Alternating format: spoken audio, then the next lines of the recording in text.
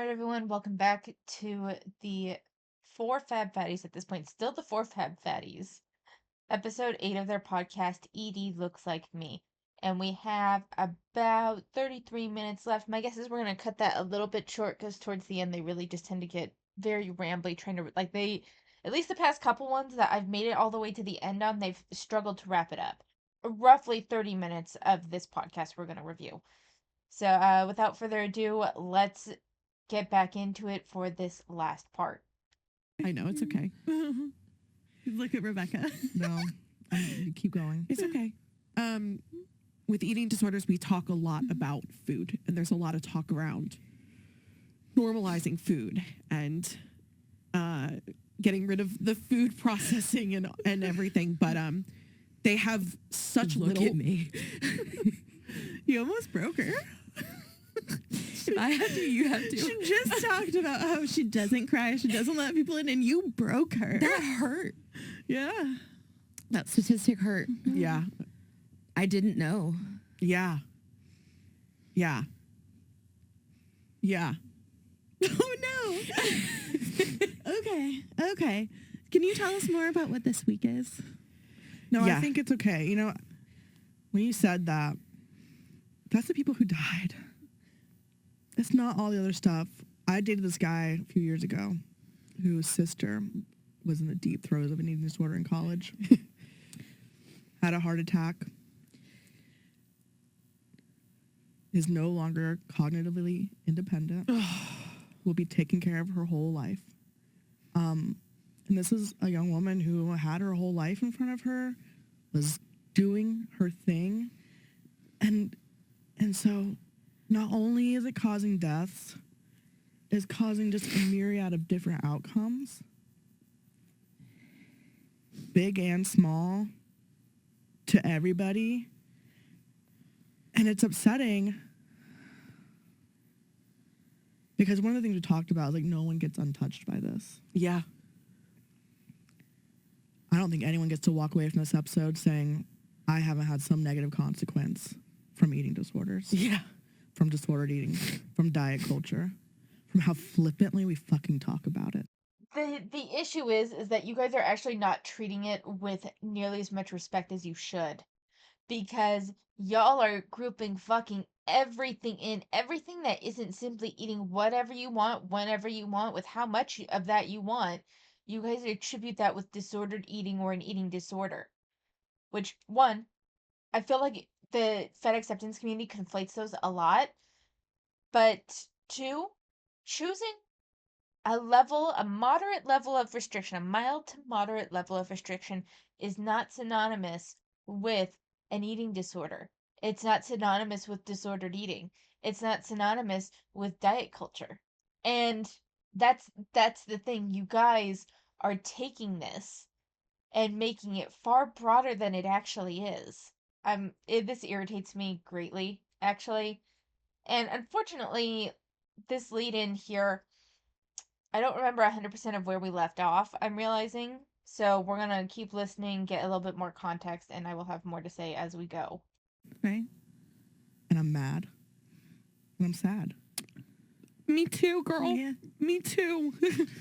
Not only that, but for it to be so linked to just like so many other things with mental health. Yeah. Like how many people suffer from depression because they feel like they're unworthy of eating or they can't eat or like there's so many other things that link to it. And then, Exactly. Okay, I think what she was doing was saying, with eating disorders, how many people with eating disorders are also depressed, but it read initially like my first impression, how it hit me was kind of equating depression strictly around food, which is not how that goes at fucking all. I also don't really don't get me wrong, environmental factors and the outside pressures can contribute to depression. My understanding of depression is that that's not what causes it. Like, there can be pervasive patterns within someone's life that leads to a lower mood and can lead to depression, but far more often, depression is typically triggered by either some sort of deficiency in the body, hormone dysregulation, or something else like chemically going on, right? That's been my understanding. So to say how many people are depressed because of diet culture, just like, I don't know. There's something about that read very self-serving, not like it doesn't understand. Maybe I'm being too picky. I don't know. This, hmm. There's something about that really rubbed me the wrong way. Anxiety and OCD They are just decide that because you're fat, you're sad. Right. yeah, anxiety and OCD are very common with Like saying OCD, and I'm sorry, but I can't help but go. Maybe she did say that she was like diagnosed with OCD. I don't remember if that was like a thing that one of them actually was diagnosed with. But so often I see people think that because they are kind of rigid in their thinking or overly organized as like a way to control their life, so they get really, that they equate that with OCD when that's not OCD. OCD is more of a compulsive, like it's obsessive compulsive disorder, meaning that it's not a choice to do certain rituals or anything. It's there's this pervasive fear of not completing the rituals. That's been my understanding of OCD. So I don't know, that again, OCD just seems like it's with the others of they're kind of trivializing it and giving it the modern colloquial understanding of it that doesn't actually align with the diagnostic definition. eating disorders. Eating disorders are one of the mental health illnesses where it's usually in conjunction with anxiety, with OCD. Sometimes you got the trifecta. You know, you got anxiety, OCD, depression, and the eating disorder. That's a fourfecta. That's a fourfecta. No, Not it's the just fourfecta. it's really deep. And what I wanted to say before is, you know, eating disorders, we spend so much time talking about the food, but in reality, they have so little to do with the food. The problem is that you have to be nourished to actually be a functioning human being. Yeah. But eating disorders are so much around anxiety and around body image and processing, and it is everything else. It's so little to actually do with the food. We just spend so much time either avoiding it or with it. You know, some Right. people are binge eating disorder. It's the opposite, but But at some point, you're still obsessing over it. you're either obsessing way. over food regardless. It becomes a place you funnel all of that. Yeah. All of that. Yeah. There was one thing that stood out to me that you both kind of touched on that I never really thought about before, about how like every other thing, right, is like that you're trying to avoid. But at the same time, those other things, alcohol, drugs, they make you feel good. Yeah. Yeah. Whereas where you're going through an eating disorder, food doesn't make you feel good. No. So you're Okay, I think again, I feel like we're entering the very like, it's like you don't fully understand. So this isn't about feel good or not feel good, even in terms of stuff like alcohol or drug addiction. For a lot of them, it's not even a matter of drugs and alcohol make them feel good. It's that their body has become chemically reliant on it. That without it, they are in severe pain. Like that's why there's medication to help with withdrawals. And to go along with that, with a lot of eating disorders, at least from what I've seen and from what I understand, there is also just a level of you feel more in control of your life, which is where that feel good sensation comes into play, because you're doing this, you're doing that, you're like not eating as a form of control over your life. And there's varieties of reasons why it's not always that situation, but usually with the addiction there is some sort of either chemical or mental payoff for the behaviors, and to the point where even when you recognize that it's not healthy, then it at that point it's like a compulsion, and it's more deeply ingrained in you that it's harder to pull out. And then there's also chemical reliance and all of that stuff mixed in with it. But same with even like binge eating. The impulse to binge eat is to soothe something that is being otherwise unaddressed. And I could be completely wrong about this. Please feel free to correct me in the comments, please. Most types of addiction, at least from what I've seen, seem to stem from a maladaptive soothing technique. And then it explodes from there. And I don't think that binge eating or other forms of eating disorders, the more restrictive form of eating disorders, are exempt from that, you know? Then being forced through recovery Yeah. to basically like take a drug that you don't want to take, Yeah. right? Because it doesn't feel good. So it's so complex. Yeah. It's so complex. It is. And honestly, you know, I know we're going to start wrapping up, but there's so much we didn't even talk about with like food rules and, you know, of scary foods and safe foods. And it's just so complex. But something I really do think is important to touch about in this episode is because like, my friends have been making fun of me so much, not these friends, but like my non-fat friends, because I cry so much with them now. And it has been in recovery where like I was suppressing emotions for so long. Like I was numb. Part of the eating disorder was great because I was like, I'm not eating food. So if you call me fat, it doesn't hurt my feelings because like I'm not eating at the end of the day. So I'm good. I'm in control. I'm in control. Yeah. It's so much Yeah. about control. It's so messed up. So I use that as like my armor for life, being like, yeah, doctor can tell me I'm unhealthy and everything, but like I'm not eating, so like I'm fine. That's me, except for I just pretend I'm. The thing is, though, is that, and I don't want to say that, I don't want to disregard her experience, but, and I do, just so we're clear, I do think that there is a form of disordered eating at play with her. And if she's been diagnosed with an eating disorder, there is an eating disorder at play here. The thing is, though, is that if she truly wasn't eating, she would be rapidly losing weight. You know, and that's not what's happening. So I'm not saying that she very well couldn't possibly be fasting for even a couple of days, but I'm wondering if rather than it just being completely restriction, if there's also some sort of like binge component to it. I'm not a doctor, I'm not trying to diagnose her. I just feel like there's an oversimplification happening here. I guess is what I'll leave it at. An alien among humans, and everything that they do is really weird because I'm an alien. Like they just don't get me because I'm an alien. Yeah. I heard. So it's very similar, but not through food. It's just through self It applies to identity. everyone else. Yeah. When I first reached out for help with food, I was in therapy and I had an amazing therapist, and she very kindly was like, "Hey, your relationship with food is not normal." And I said, "What are you talking about? Of course it is. Diet culture. I'm just dieting."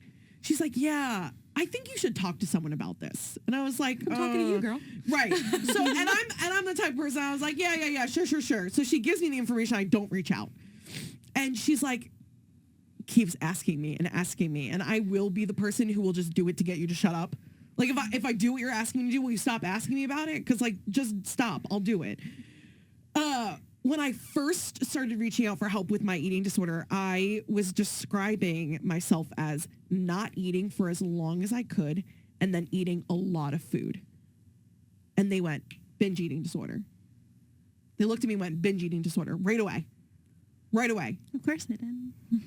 And I went, It fit the narrative. okay. I don't really know much about binge eating disorder, but okay, I hear you. Okay, let me educate myself. And then I start reading about binge eating disorder, and I'm like, okay, I guess I see some of those behaviors, I guess.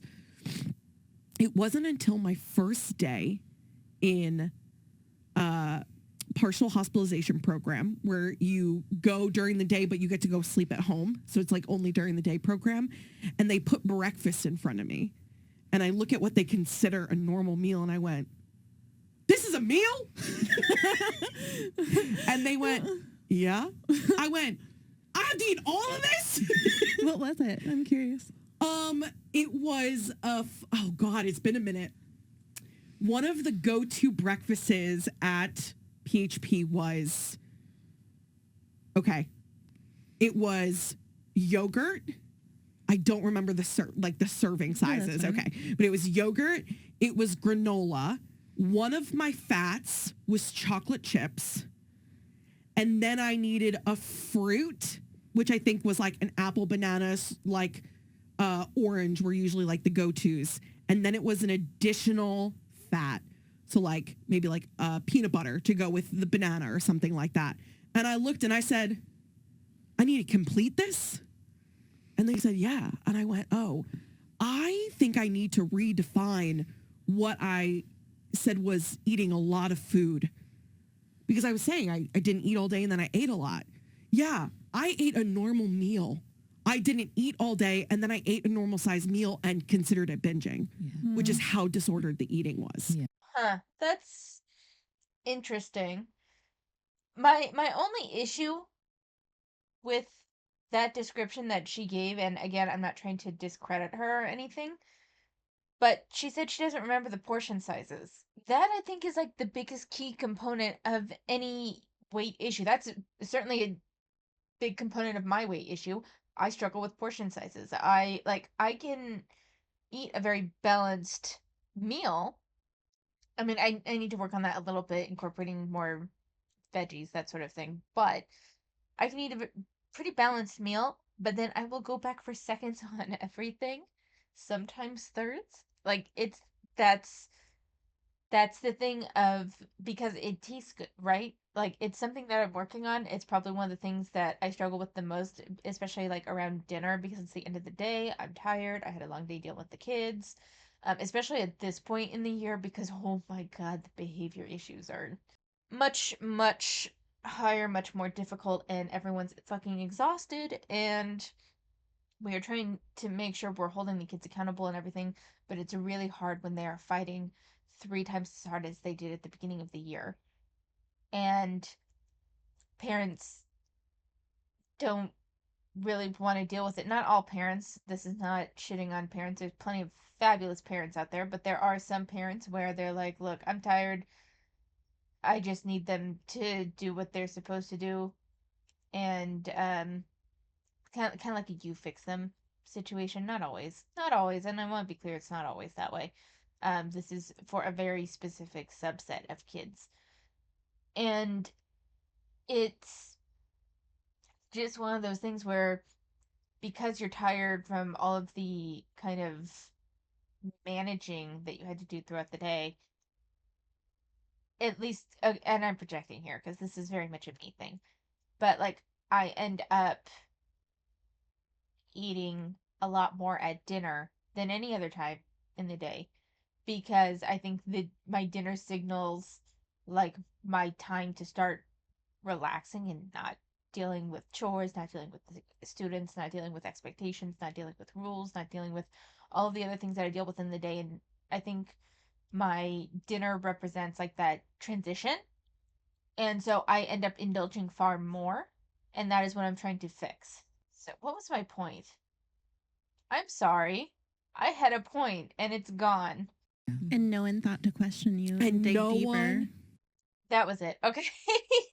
um, but so my point was is that portion sizes, if you're not remembering the portion sizes, then you really only have half of the equation, which is the quality of food. So I 100% believe that many of these women are eating like reasonable quality food. Portion sizes sneak up on you. Like you said, if you're waiting until the end of the day, even if you're having the exact same breakfast, if you are having double, like not breakfast, but if you're having the exact same type of meal as they were giving you there, what was the portion size difference? Because that is what matters, especially with stuff like peanut butter. That makes a huge difference. And I think the Greek yogurt was supposed to be the protein portion. This is just a me thing, but I think a higher quality protein source would be better in terms of filling you up, but that's me. That's me. And this was supposed to be a breakfast, not a dinner. So that makes a difference. And who am I to say? I have a meal replacement protein shake in the morning because I can't do like actual food first thing in the morning. But yeah, the my big thing was that portion sizes rule all. Like that's not rule all, but rule a good portion of your weight loss. So if you don't remember the portion sizes, you could have been eating a lot. Like just because you were eating the same number of things, if the portions, because she says she doesn't remember the portion sizes. That's what gets me. You don't remember the portion sizes, so how do you know? Like maybe you were still binging. You were just binging on fewer foods. Not trying to discredit her experience. I'm really not. But there's some glaring issues with what she just said. Thought. I literally sat there and I went, oh, I need to talk to someone. Because they clocked it really quick when I was at program. They went, yeah, that's the wrong diagnosis, you know? And we're all walking around here with the wrong diagnosis, probably in our medical charts right now. Right. 100%, you know? So we started the episode and we were talking about like fat phobia, you know? I'm like, yeah, it's so it's so intertwined and ingrained in the eating disorder world. And I thought that is how I started my recovery journey. So So I want to hear your opinion about fat phobia in the eating disorder world. Like I do, for those of you that have dealt with eating disorders, if you're comfortable sharing, no pressure if you are not. But if you've been in the eating disorder world and you've been around different recovery type programs, how ingrained do you think fat phobia is in the eating disorder world? I'm just curious to hear opinions outside of the fat acceptance community. great. Yeah. I really did have a question for you, and I don't know if we have time for it now. But I do wonder, you know, and this really is not just for you, it's for Maria who sought, you know, professional discussion around this, because I've never talked to a professional about my eating, and I had weight loss surgery.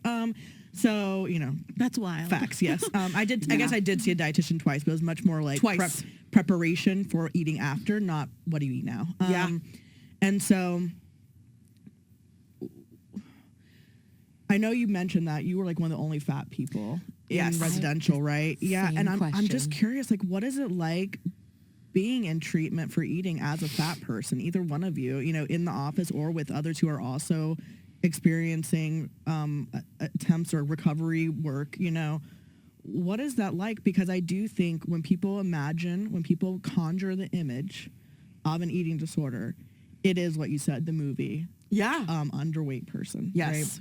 Right? So what is the reality of being a fat person with an eating disorder in recovery? Oh, I don't think I've ever told you guys this story, and it's going to be a tough one Okay. to listen to. Okay? Maria, I'm just going to... have your hand ready. I'm going to just preface that Squeezing my. this is a tough one. Often, I have such an amazing team of doctors I work with now, who some of them will listen to the podcast and I'll low key be like, "Are you proud of me?" After, and I love them, and I truly trust them with my life now. Right? Like I have changed my life because of these people and because of Trust them with your life. No, literally. I've never said that about a single medical professional I've seen. So I think that's amazing. Yeah, 100%. These people, because listen, I fought. I came in and I said, what are you talking about? The entire world says I'm fat and I'm bad and I need to change. What are you talking about? And then I'm surrounded by a bunch of people who I look at, I'm like, you're a fucking toothpick. The wind will blow you over. I'm sorry. You know, like, I'm not trying to then turn around and be like, oh, like skinny people. But like, I'm sitting here being like, no, I understand why you're here. You're small. But I'm not.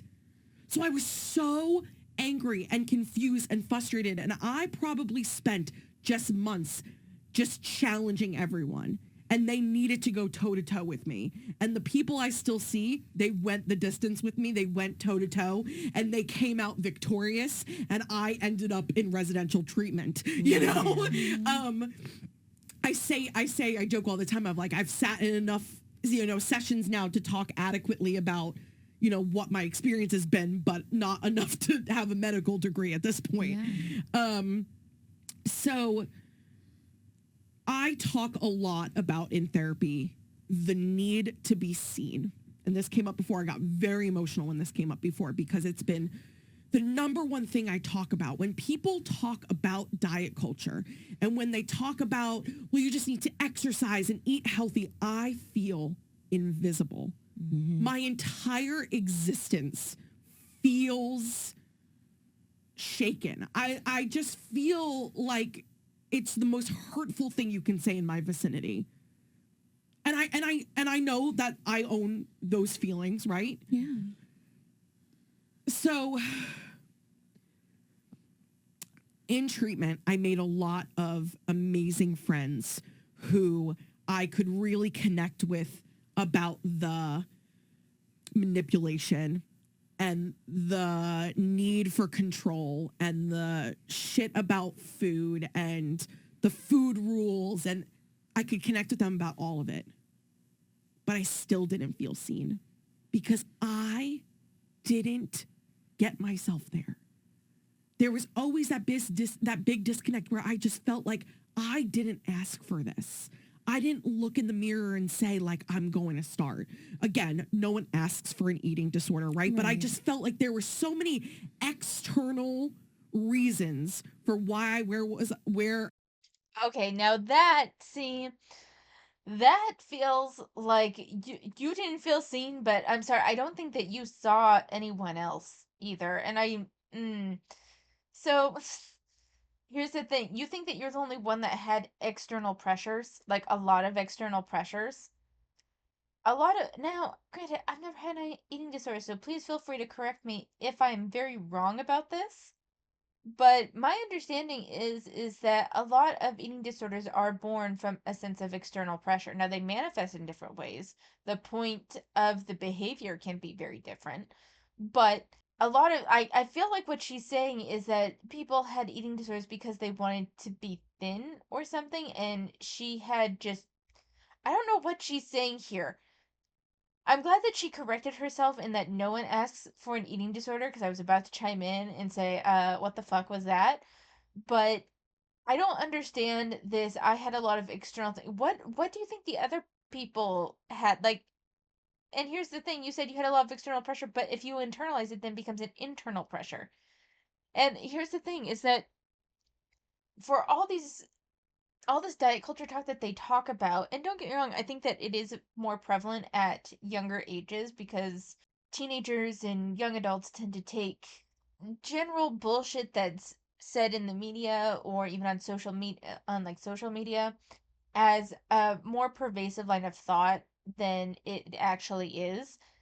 But that doesn't change the fact that it's more of an internalized issue than it is an externalized one. It might, like, I don't know, I'm having a very hard time articulating what I mean here. I'm hoping you guys understand the vibe that I'm trying to put out here. But let's go ahead. Let's go ahead and listen to some more. I felt like there were so many external reasons for how I ended up where I was. And I was very much in the phase like, why do I need to fix it now?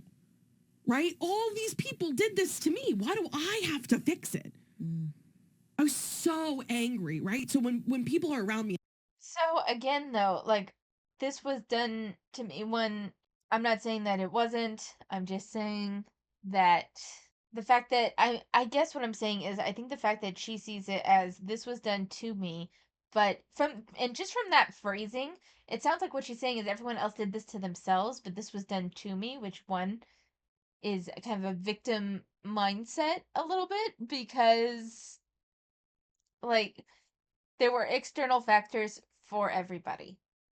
And honestly, like I might be invalidating her experience a little bit here, but it is what it is. I don't think that if you talk to other people and you were in the same boat that you were regarding eating disorders and because they were thin, you were like, they did to themselves, but why am I doing this? This was done to me. that just doesn't line up. And that, to me, that shows a great disconnect and with your level of compassion for others and your ability to understand what others are going through. So if you didn't feel seen, I would also challenge and say that you didn't really see other people. I don't know about this one. This one, there's something about this that rings very off to me, like a skewed perspective, like an unreliable narrator. I would love your opinion on this. I really want opinions on this in particular because there's something about this that rings so wrong to me and I can't quite put my finger on it. And they talk about like exercising and dieting. I just feel invisible. So I'm at residential. I just get moved from the isolation room. So when you first get there, they put you in isolation with whoever you showed up with that day. So I literally went in with like a girl who was in high school or whatever. And they put us in the separate room, and it's basically to teach you like what you can. Here are the rules, and here's how you get checked off. And you need to you have to get checked off before you eat, so they can make sure you have everything on your plate that's supposed to be there. And then you need to eat everything, and then they need to come and check it off, like check under the plate, check make sure you're not hiding anything, right? You get checked off. You can't wear baggy sweatshirts because you can't hide food. Like there are a lot of rules. Yeah. There are a lot of rules. So I just left the room where I was isolated and joined the bigger group. And they put my seat, was randomly assigned to the middle of this table with two people on each side of me and a table behind me. And I just felt overwhelmed. Yeah. I said, there's a lot of people. There's a lot of food. I cannot breathe. So I probably was successful for 2 full days in that.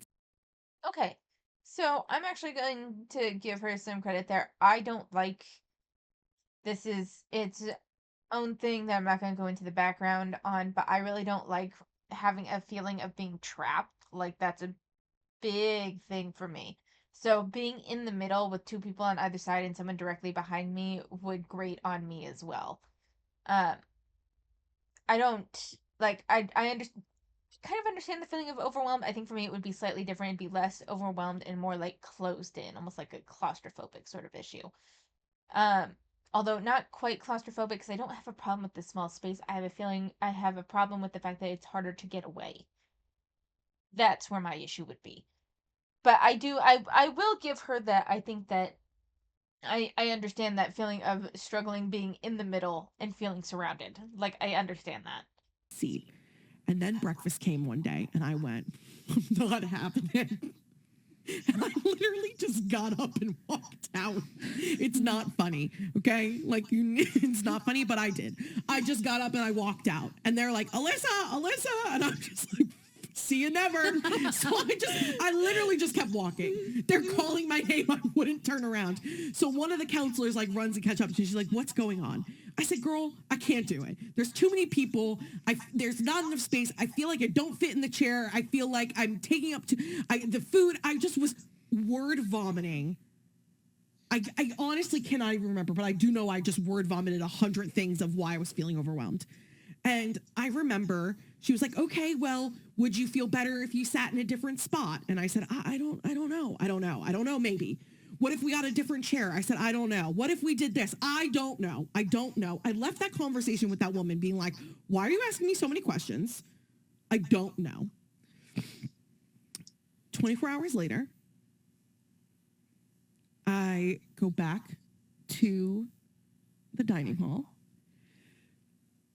And we're all walking in the morning together.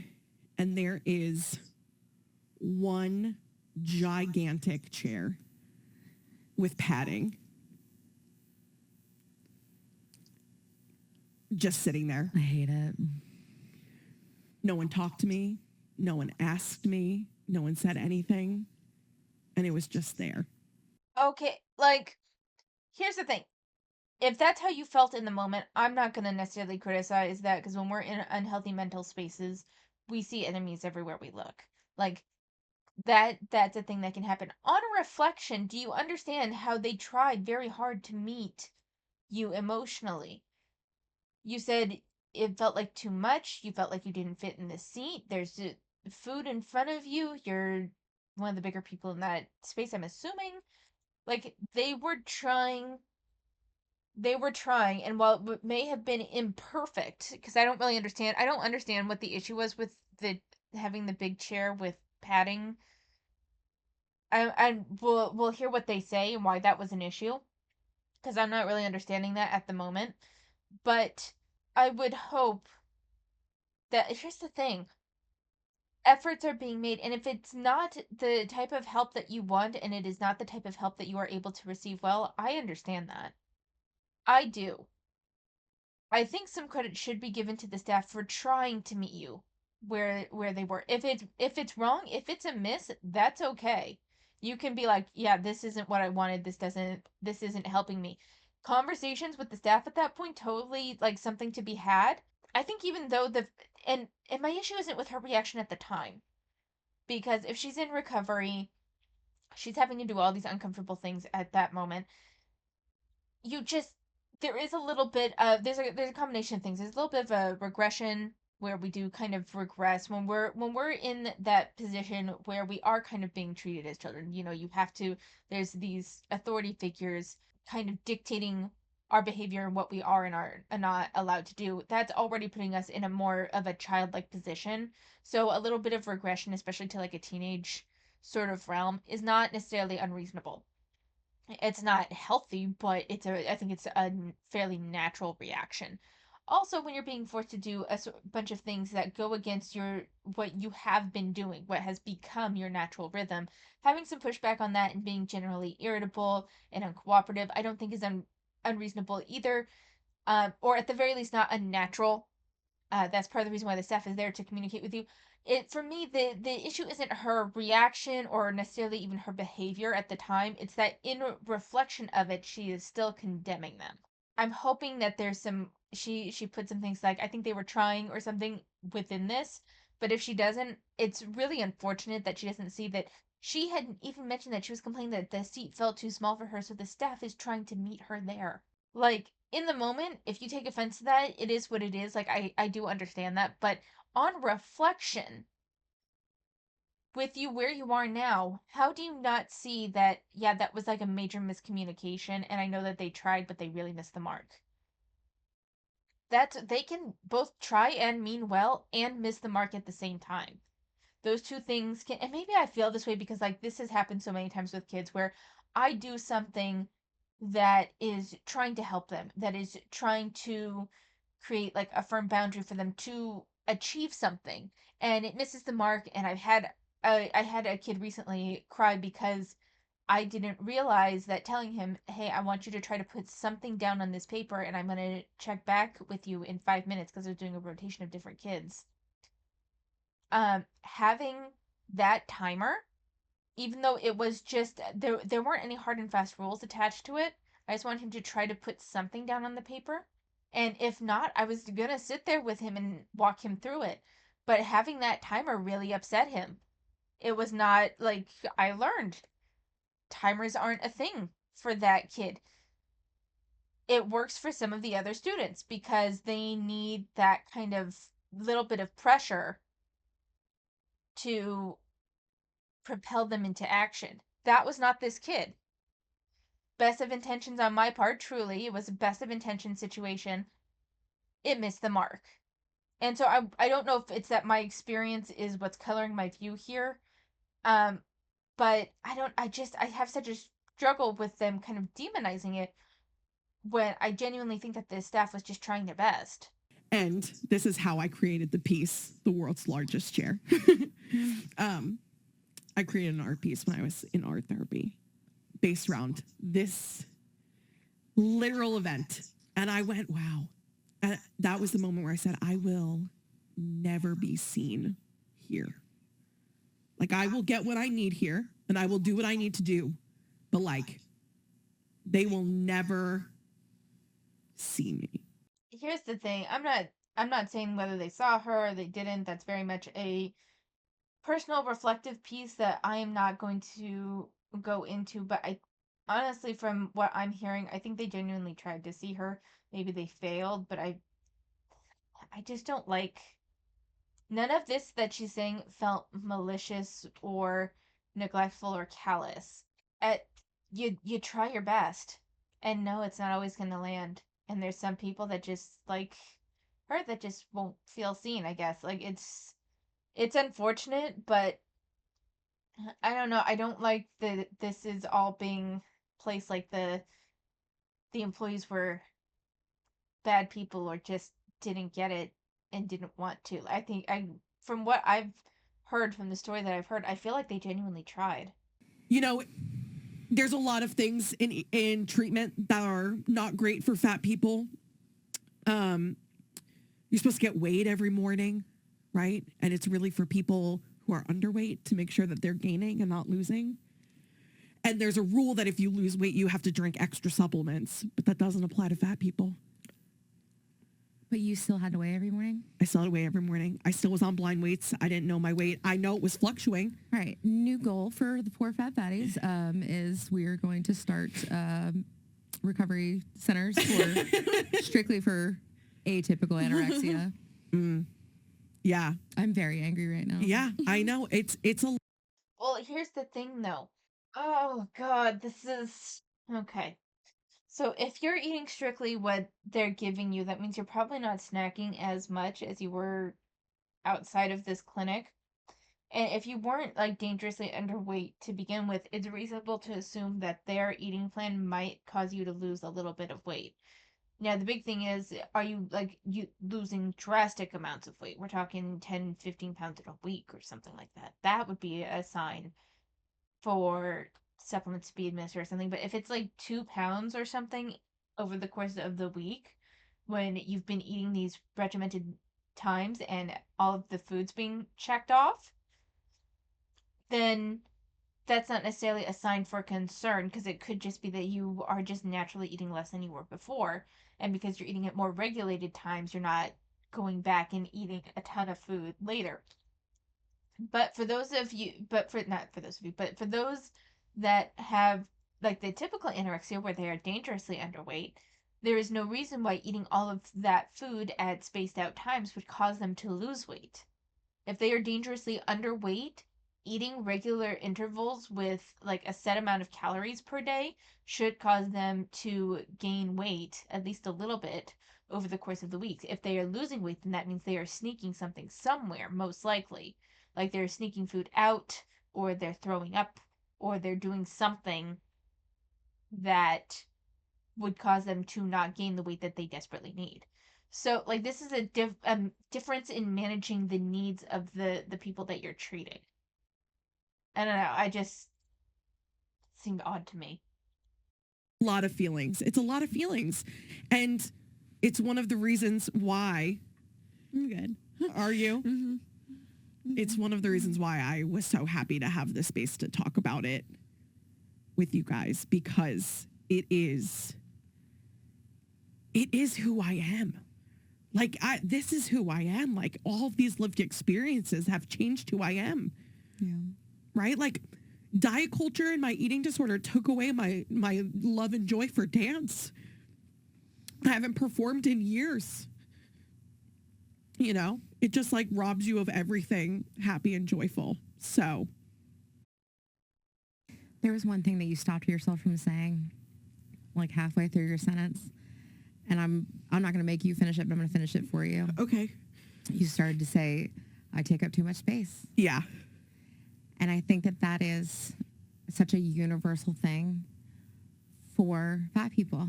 Is that we spent the majority of our lives being told that we took up too much space, and being fed the best thing that you can do for yourself is to take up less space, Yeah. is to shrink yourself. Yeah. And if you're going to take up space, make sure you package it in a way that's very consumable for others. Yeah. Be consumable, be funny, Yeah. be The fat funny friend. We love be a fat gentle. be funny, sidekick. be gentle, you know, be a hard worker, be a good student, be a good this, be a good that, be accommodating, say yes to everybody, be a people pleaser, Yeah. because you got to compensate for the fact that you take up too much space. Yeah. One Well, thing. Alyssa, you don't. Thank you. You don't take up too much space. Take up more space. Yeah. And one thing I do want to acknowledge that I admire about you is that even though you found yourself in these spaces that are not made for you, unlistening at times to you,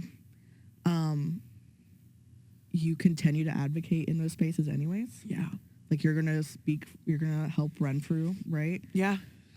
With their week when they're doing awareness for eating disorders. Yeah. And even though it is uncomfortable, and even though you know it's not a perfectly made space that considers your needs, you show up because you believe it for yourself and you believe it for others. Yeah. I'll say a positive way to end it. I reconnected with my therapist from Renfrew, who's now at like a different place in outpatient. So I get to see her again, which is kind of fun. Like she saw me when I was like my most mentally ill, and now I'm like, yay! I'm mentally ill but joyful sometimes. Yeah. So we get to see each other, and she said to me that she connected with someone else who was there, who I had a great relationship with when I was in program, and she said that she always felt like I was destined to go through this lived experience because, like, to make a difference and to educate. And while that is so fluffy and amazing, and I really hope it does happen, it just gave me a little sense of Wait a minute. purpose. What do you mean when it's happening? It's happening. I know. Where are you? Where are you right You're now? doing it. I'm trying to do it You're for doing sure. It. You're not trying. You're not There is no trying. It's try. happening. Just It's, do or it's do now. Yeah. Before you wrap up that thought, I do want to just touch base on the second half of Rebecca's question, and then we can wrap up. Because I also I never went to a dietitian, and so I am curious about your experience, your lived experience as, you know, going to a dietitian and what that was like, you know, being in a dietitian's office, like what. Yeah, shit. Half the doctor's office I go to, the chairs are shitty. Yeah, so mine wasn't as mine was nearly as extensive. Mine was actually a dietitian, like virtually. So mine was very much how I did my therapy. That's how I found my dietitian, was talking to my therapist, and she was like, I was telling her how tired I was and like I wasn't really sleeping, and she was like, "What have you eaten today?" And I was like, "What does that have to do with anything? We're not here to talk about that." Literally. And she was like, it matters. And then we got into it, and she was like, "Oh, I think you should talk to a dietitian too." And I was like, so my brain's broken other ways too, right? And still talk to you? Cool, great, yeah. So yeah, talk to a dietitian virtually.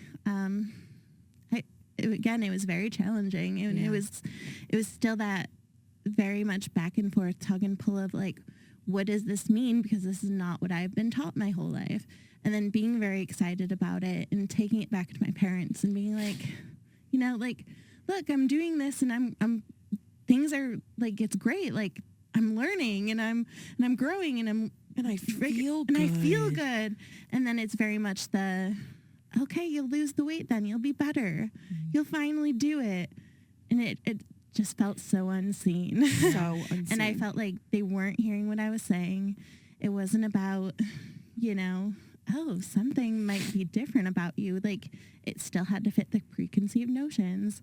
And so mine, as we got into, you know, treatment and all that and talking more, So I don't know if it's a matter of it had to fit the preconceived notions. There are just going to be people in your life that have their own idea of what you should be doing. Now, losing the weight, not losing the weight, I'm not really interested in talking about that in regards to this exactly. I kind of want to hone in a bit more on the idea that you weren't getting what you wanted from those in your life.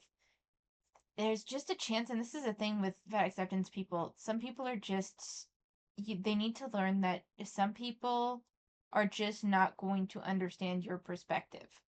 Doesn't mean that they're terrible people. It doesn't mean that, and does she still need to lose the weight? Yes, but there is something to be said for when you're excited about something, when you feel like you're making a positive turn and you go to share it, with someone in your life, and rather than being like a good for you situation or understanding the gravity of what this means for you, there's this kind of dismissive attitude, and that can be hard to swallow. And they do have, they have my sympathy for that, because I do understand that to an extent of, like, you're making a positive change, and instead of focusing on the thing that you are doing well, it's just a matter of, okay, but what about this thing?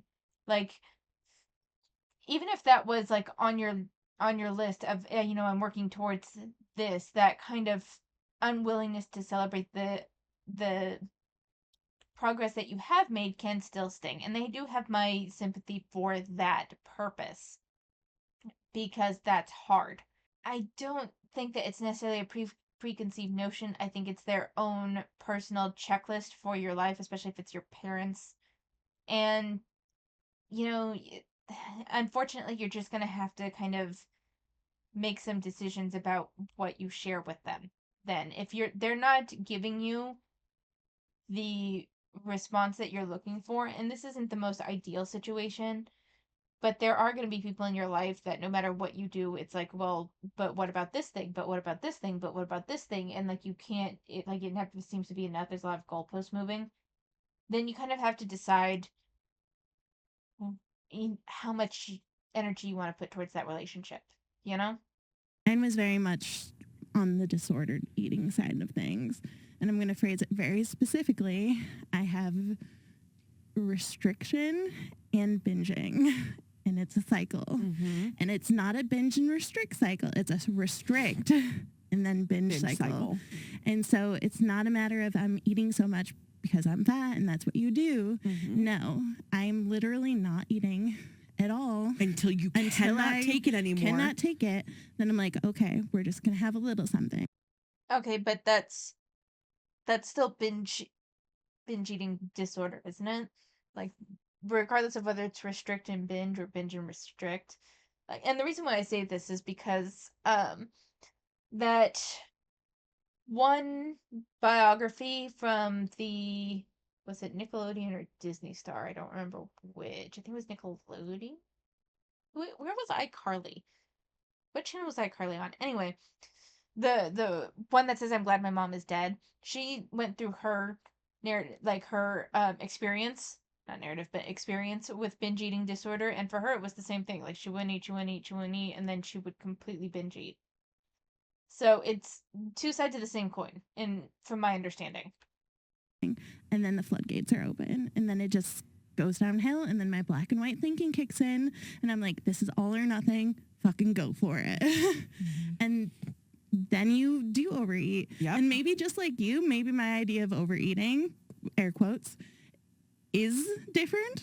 Maybe it's not as... Come over, I'll host you for what Renfrew considers a meal. I've seen you eat. Right. But you haven't seen all the times. Like, I do know that part of it is like I'll get into a bag of chips and be like nom nom nom nom and watch something and like very absent-mindedly. Yep. Like that, I'm aware. I've done that. Sure. Yeah. I think we all have. Yeah. And in growing up, like, I very much watched my father every night. He'd work all day. Yeah. After work, he'd go to the garage and work more, and then he'd come home late at night, and that's what he'd do. Yeah. Eat everything. He'd have the chips. He'd have the candy out. He'd be snacking on the couch. What are we watching? Yeah. And so it was very much a learned thing. Yeah. And I've found myself in similar patterns. I saw Dad not eat all day. Dad would go for a walk at lunch instead. Yeah. And now here I am not eating all day. I might not go for a walk because I don't want to. It was too sunny out there and I'm too pasty. But I didn't eat. That, like, again, where did I learn this behavior? And then when I come to you and say, hey, I went to a dietitian and I'm learning things, I'm growing. Oh, great. You won't look like that anymore. I very much don't think that he sees it that way. He didn't see what he was doing. Well, and he's not confronted with it because his body doesn't make someone confront him with it. He was somewhat confronted because he does have like a little belly, but he's very much an average size male. Yeah. By all standards. Yeah. Tall, just a little belly. Yeah. And like the doctor would say a little occasional things, and he would have it from, outside forces too. but it wasn't the same. It wasn't me. Yeah. We're vastly different.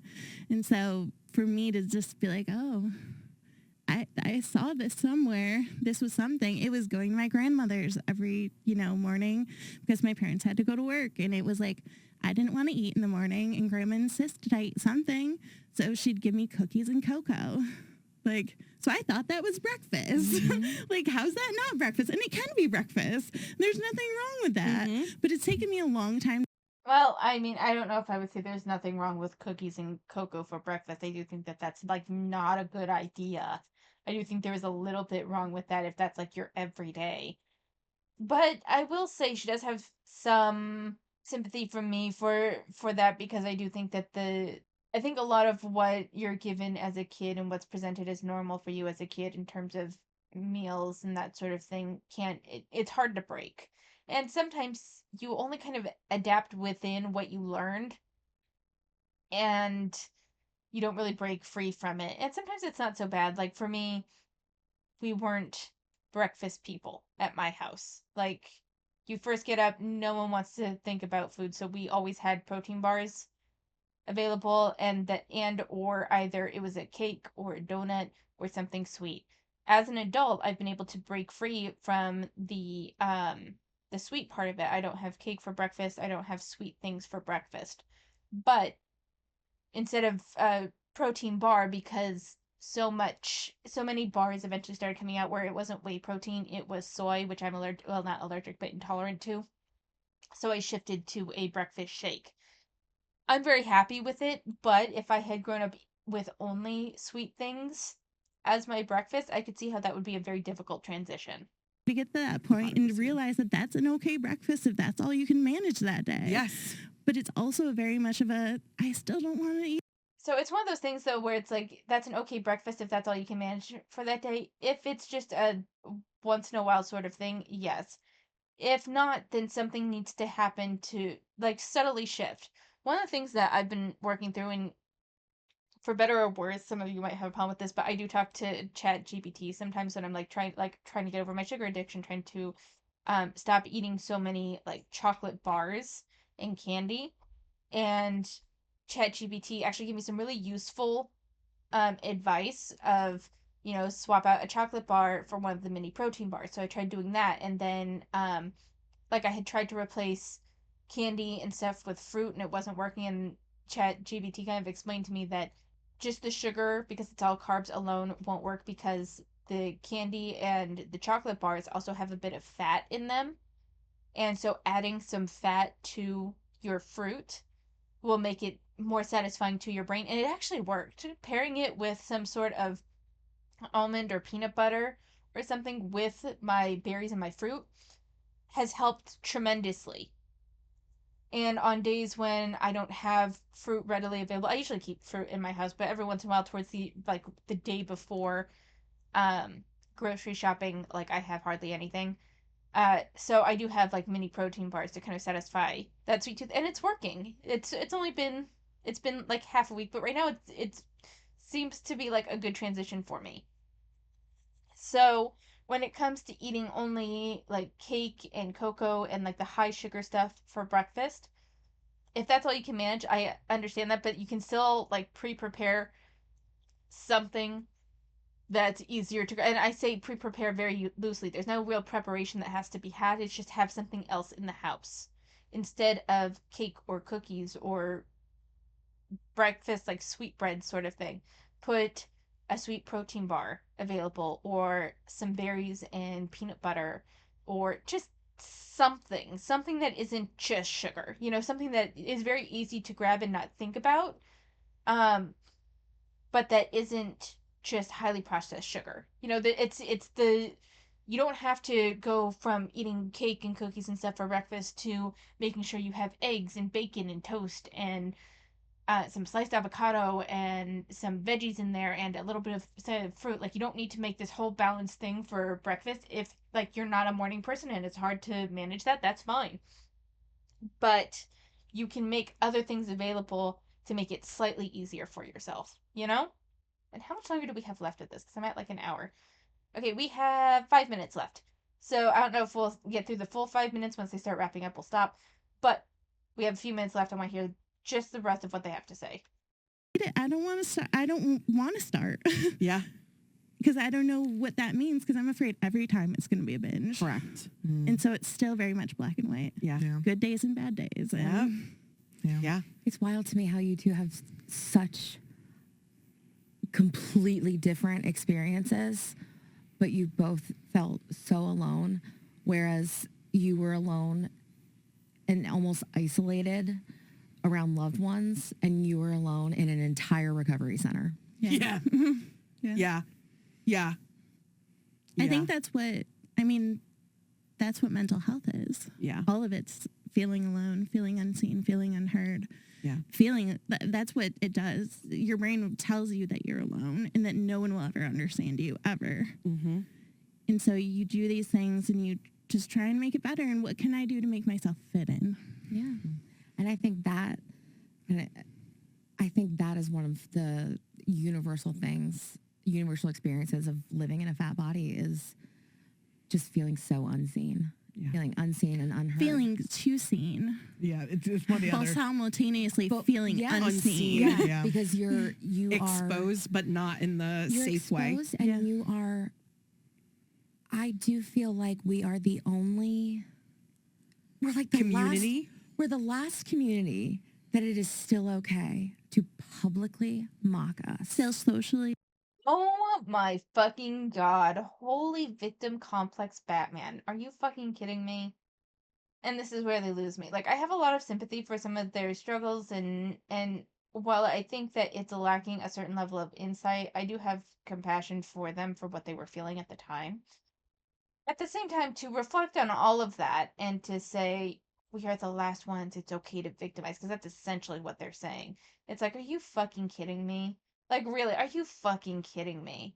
I want to say self-centered, I want to say self-absorbed, I want to say victim complex. Anything else you guys want to add to that?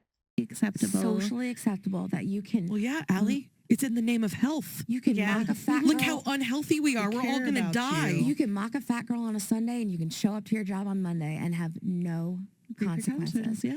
And it feels so violating. Yeah. Feels so violating because Because we've come so we're far. so seen. We We're have Here's the thing, and it's something you guys need to learn.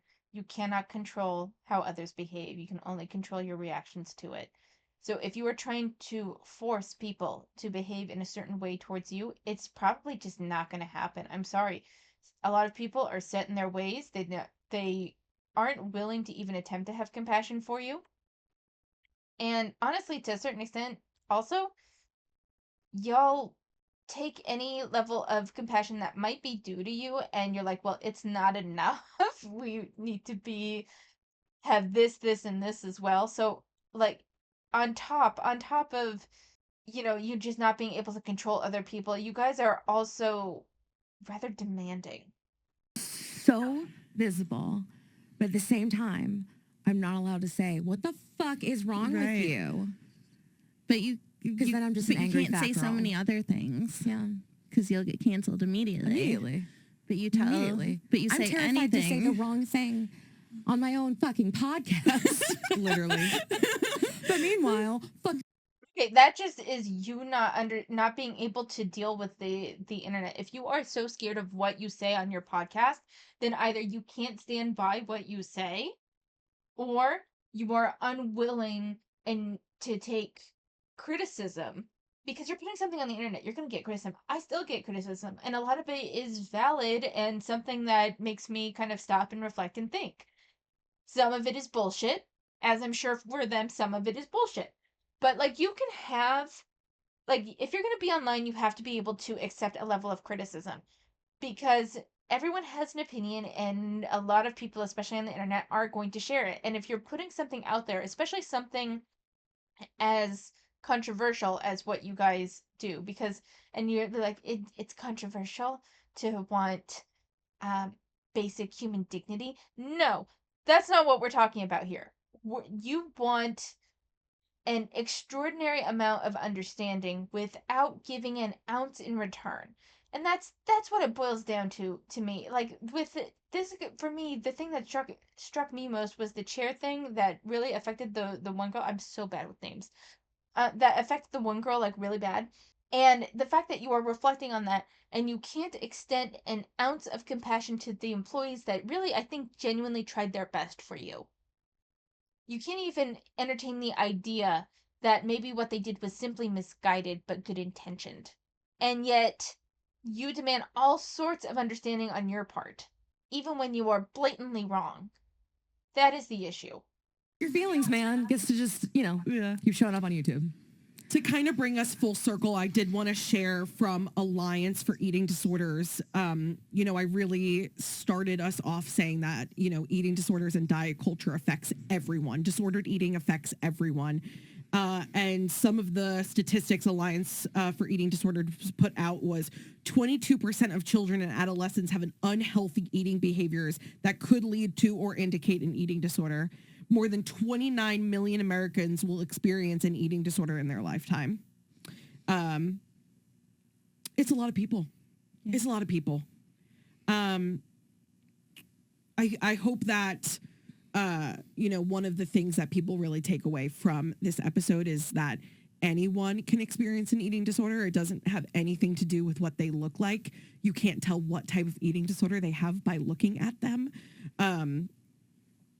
And that it is way more than just about the food.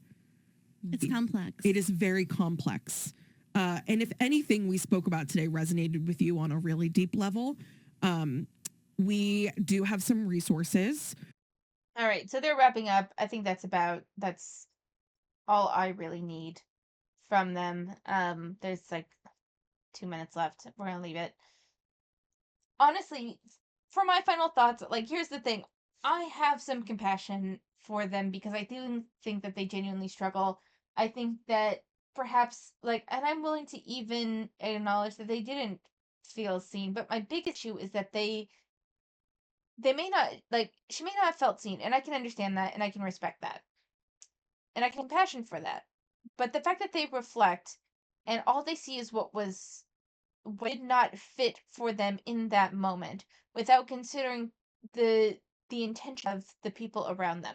And don't get me wrong, the path to hell is paved with good intentions. Like I understand that. I understand that sentiment, and to a certain extent it's like true, but I think that true understanding of your situation and healing comes from the acknowledgement that yeah, they fucked up, but was the intent malicious?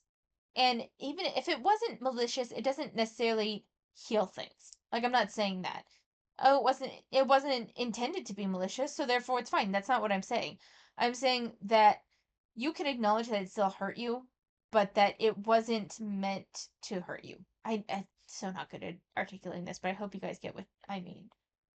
We're at like an hour and 10 minutes. I still need to be able to edit this, so we're gonna do like rapid fire on manhwa stuff. Particularly right now, I'm looking further into the reincarnate as the antagonist maid, and I've gotten a fair amount far. And here's the thing: one, I've learned that where we are right now, where she came in, so she's young. I'm gonna say like probably around 16. That's what her character that she was isekai'd into. That seems to be like the rough character's age is about 16. The boy is 6. Okay, and in some parts, it seems like a child raising fantasy where she's giving him the love and kind of parental affection that his parents are not giving him. And I love that. I love that he's becoming a better person with her positive influence, and I love all that. He has a bit of a crush on her. Like that much is very obvious, which again, I don't particularly mind because that happens with young kids. Thankfully, she doesn't seem to view him in a romantic light at all. Thank fucking God. But I don't like that it feels like it's heading towards that path. Because I'm like, if this were just, providing the antagonist who had shitty parents with a loving environment, and he became a much better person, and yes, she loves him in a very platonic way. You can totally get behind that. I like those stories. I like kind of the found family sort of situation, the surrogate parent situation. Love that. I'm really hoping this doesn't turn into like serious romance. I don't even know. Like, I'm just gonna continue to read and see how it unfolds. But there's so much, like, it's very interesting. It's well constructed in its narrative, and that's why I keep reading it. I'm so like holding my breath a little bit to be like, okay, please don't fuck this up, you know? Please don't fuck this up. Here we so yeah, as you can see, I fell behind again. Taming the Marquise is hitting a really interesting part. She found out all the shitty things that he's been doing, not about her, but like in serving the king, and the king is like obsessed with her, which is weird. The Beloved Princess is moving along. Oh, Lady Beast has a new one? Okay, that'll be interesting to read. My Husband Who Hates Me Has Lost His Memories is making some progress. Look here, Demon Lord. I've never had such a hard time reading through a series. I'm still not even halfway through it. But I bought all the fucking chapters, so I'm gonna fucking read it. But it's just, I don't really recommend it because why are the pictures not loading? There we go. I don't really recommend it because while yes, it's pretty, the characters are pretty flat. The story is meh. And it looked like it had a lot of potential in the first few chapters. So by the time I got to like chapter 5, I'm like, oh, this seems interesting, and I bought the rest like a fucking moron. I don't like it. I'm not a huge. I'm gonna finish fucking reading it because I paid for it. But goddamn. Now for the wait until free on tapas. Loving Fantasy of a Stepmother. Loving Villains Are Destined to Die. The Perks of Being an S-Class Heroine is fabulous. I'm loving how the story's unfolding here. So this one was available under a different name on Tappy Tunes. This one's called My Delicious Dream Boy. It's a incubus. No, it's not incubus. It's a dream eater. It's a dream eater that eats people's nightmares, and the main protagonist character always has nightmares. And it's clearly going to turn into a bit of a BL situation. It's cute. It's because it's, you can read it every 3 hours. It's nice to kind of go through. For webtoons, I haven't been keeping up as well on this. Except for the Remarried Empress, which I'm loving. I am loving seeing Sophie Shu get his comeuppance. I'm loving Heinrich being so upfront with Navier.